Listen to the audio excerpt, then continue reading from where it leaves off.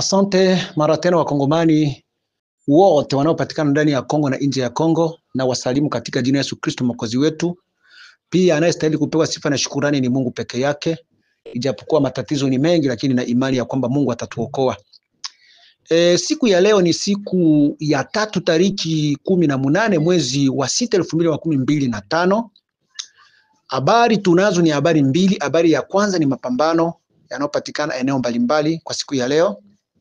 Pia habari ya pili ni kukanusha habari inayopatikana kwenye mitandaoni ya kwamba kuna montare umoja, aiza mtu mmoja aliyeuawa hapo Uvira na vijana wa Mheshimiwa William Amuri ya kutuma Kombozi Visionnaire Mbeba Maono Komanda Force numero 1. Asante na washukuru, si mwingine ni mboto ya batu mwene batu Bushiri Egle mzee dola kubwa. Aizo niite mtoto mdogo dola kubwa, haujakosea.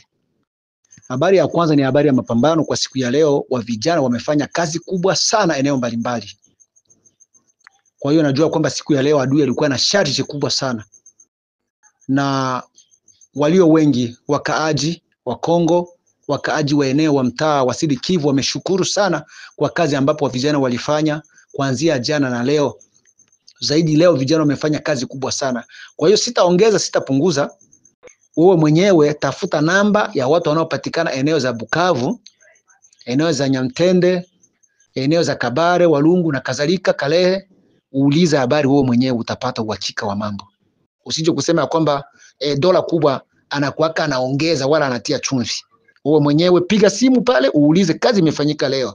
Kwa hiyo leo kumekuwa charge kubwa sana upande wa adui, na wa vijana wamefanya kazi kubwa ambapo wakaaji wengi wa eneo hizo wamefurahi kulingana na kazi imefanyika kwa siku ya leo.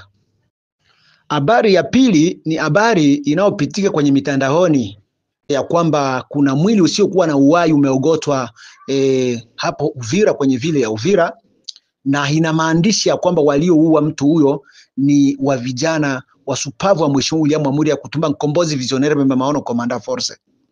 Tunakwenda kukanusha maneno hayo vikali sana na vitendo hivyo vikali sana, ya kwamba si kweli, ni uongo.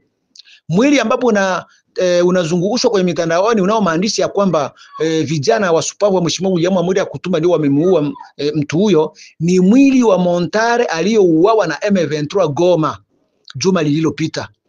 Na najua kwamba watu wengi waliona mwili huo unatelekezwa chini, na watu wanasema waliomuua ni wa M23.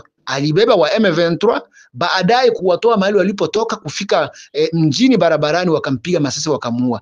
Lakini leo watu wa mioyo mibaya wasiopenda nchi yetu, wanaopewa pesa na nao maadui wa M23 na Frere Congo, wanaanza maneno ya uongo na kuipitisha kwenye mitandaoni ya kwamba mwili huu usiokuwa na uhai wa vijana wa Mheshimiwa William Amuri ya kutuma ndio wamemuua kijana huyu. Ni habari za uongo zisiokuwa za kweli. Asante na washukuru. Kipata habari hii, pasha watu wengine.